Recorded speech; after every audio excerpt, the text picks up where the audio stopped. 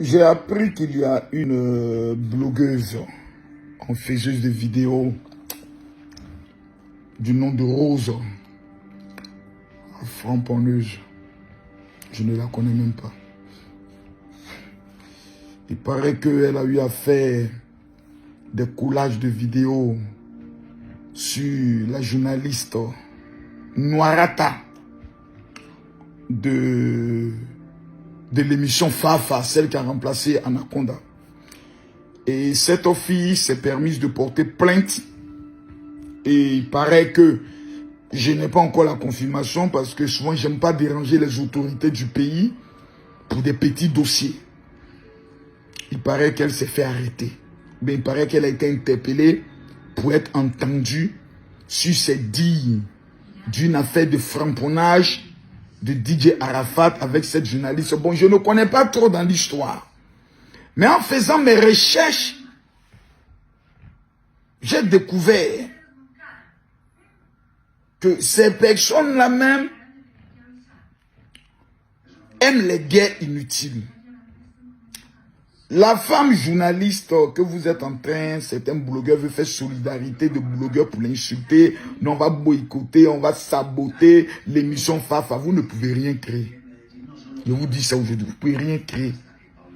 Les blogueurs, en Côte d'Ivoire, quand on dit les influenceurs, on les connaît. Maintenant, il y a les faiseurs de vidéos, il y a les colleurs de vidéos, et puis il y a les congosseurs. Voilà. MK Secret est une congosseuse. C'est pas une influenceuse. Je suis désolé. Ma petite MK. Tu n'es pas encore arrivé au niveau de l'influence où ce que tu dis peut avoir un impact sur des gens. Les gens viennent t'écouter pour avoir béré. Donc tu es une béresseuse. Comme Rose, la framponneuse. C'est une béresseuse. Voilà. Leslie, bon, qui aime mieux son petit cuir, un peu bancal, sa tête en une vieille mère de grand-mère, une grand-mère de 90 ans. Elle n'est pas influenceuse, elle n'est pas blogueuse, c'est une insulteuse. Ça, c'est son rôle. Voilà. Maintenant, il y a des gens, eux, c'est des colleurs de vidéos. Quand vous vous levez, vous ne connaissez pas le statut d'une femme. Elle vit avec qui? C'est la femme de qui? Parce que vous voyez les femmes sur les réseaux sociaux, tu ne sais pas qui Mougoussa. Hein? Tu vas venir t'asseoir, aller dénigrer la personne, aller révéler des choses de son passé, vrai ou faux. Quelles sont les conséquences que cela peut avoir sur son foyer? Vous ne vous posez pas la question.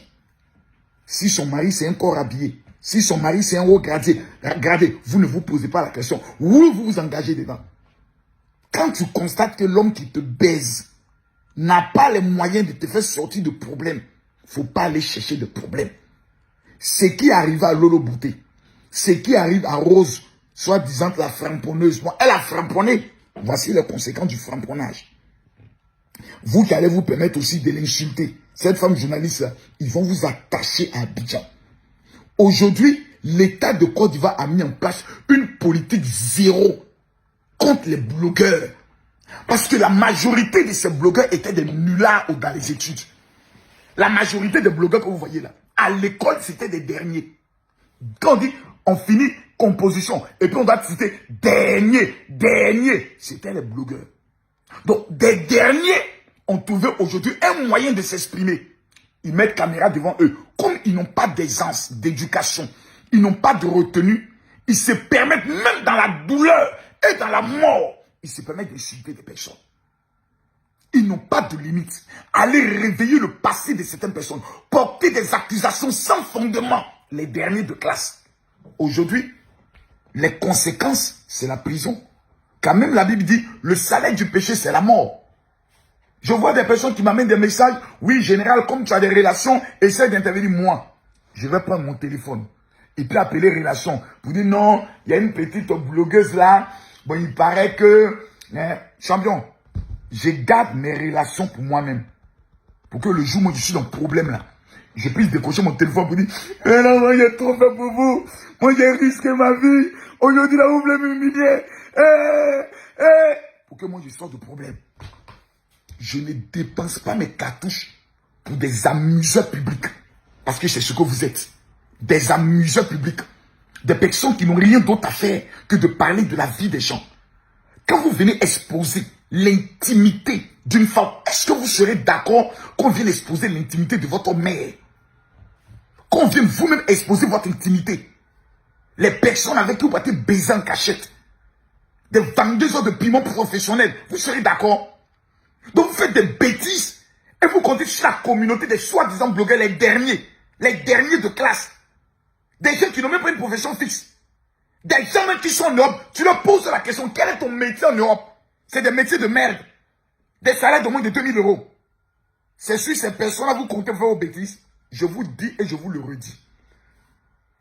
La loi en Côte d'Ivoire contre la cybercriminalité, c'est une tolérance zéro contre les blogueurs et les influenceurs. En vérité, nous sommes sur liste rouge. La moindre erreur, c'est Maca. La moindre erreur, c'est Maca. Peter est à la Maca.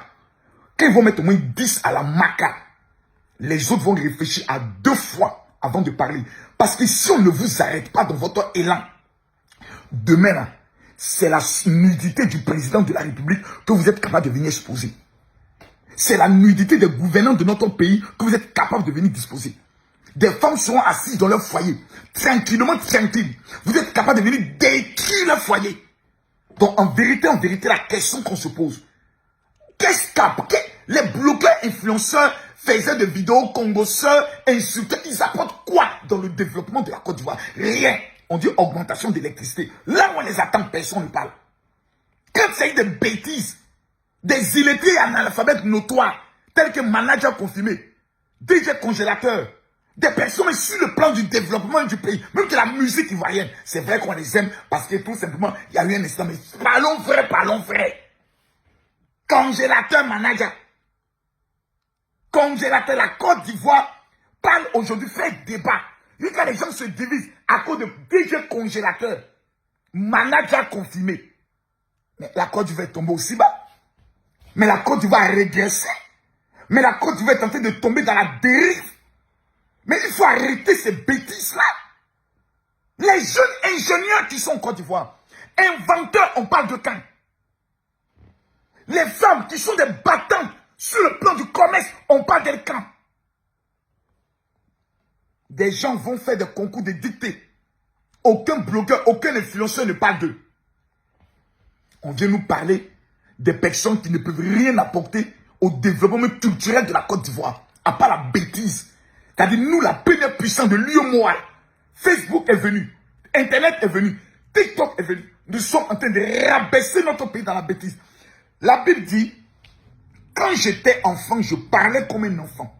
J'agissais comme un enfant et je me comportais comme un enfant. Maintenant que je suis devenu grand, à un moment donné, il faut avoir ce qu'on appelle de la maturité.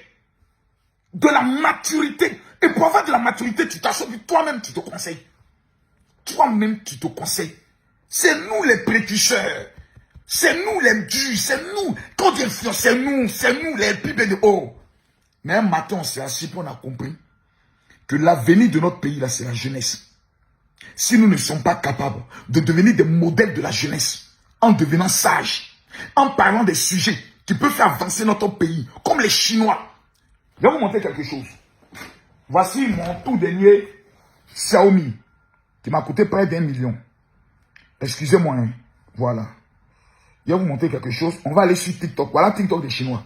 Voyez? Attendez, je vais vous remonter. Pour que vous voyez bien comment ça s'ouvre.